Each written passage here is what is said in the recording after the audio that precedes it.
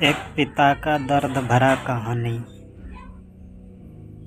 एक गांव में एक छोटा बच्चा था और उसके पिता तो थे पर माँ नहीं थी। पिता सारा दिन काम करता था और अपने बेटे को पाल पोस कर बड़ा करता है। वो सारे सुख अपने बेटे को देता है जो एक माँ दे सकती थी। पिता ने कभी कुछ नहीं मांगा, सिर्फ इतना ही मांगा कि मेरे बेटे को कोई परेशानी ना हो। दिन बीतते गए, बेटा पढ़ लिख कर अच्छा जॉब भी करने लगता है और वो शहर में रहने लगता है। कुछ दिन बाद वो अपने पिता से मिलने आता है और कहता है, पापा मुझे कुछ पैसों की ज़रूरत है। मैं चाहता हूँ कि शहर में ही ज़मीन लेकर अपना घर बना लूँ। पिता इस बात को सुनकर बहुत ही खुश होते हैं। सोचते हैं कि मेरा बेटा है, एक न एक दिन नाम करेगा। ज़िंदगी भर की बचाई हुई पूंजी निकाल कर अपने बेटे को दे देते हैं। बेटा शहर चला जाता है और उन पैसों से अपना घर बना लेता है। पिता इधर इंतज़ार करता रहता है कि मेरा बेटा फिर से आएगा, एक न एक दिन तो मेरे पास आएगा ही।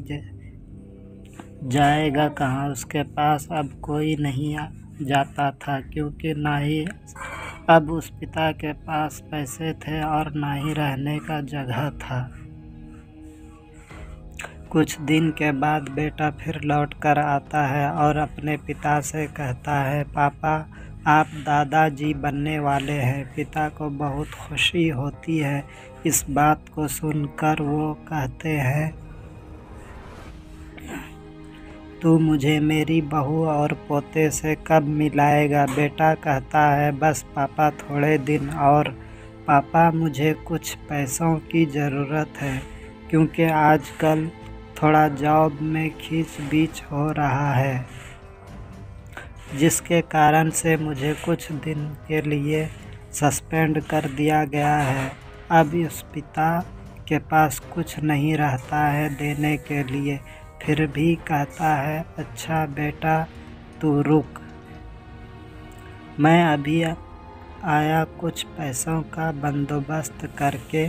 पिता बाद में महाजन से कुछ पैसे उधार लेकर अपने बेटे को देता है और बेटा पैसे लेकर शहर चला जाता है। बरसों गुजर जाते हैं। पिता सोचते रहते हैं कि मैं तो अब दादाजी बन गया हूँगा। मेरा बेटा पता नहीं मेरे पोते को लेकर कब आएगा।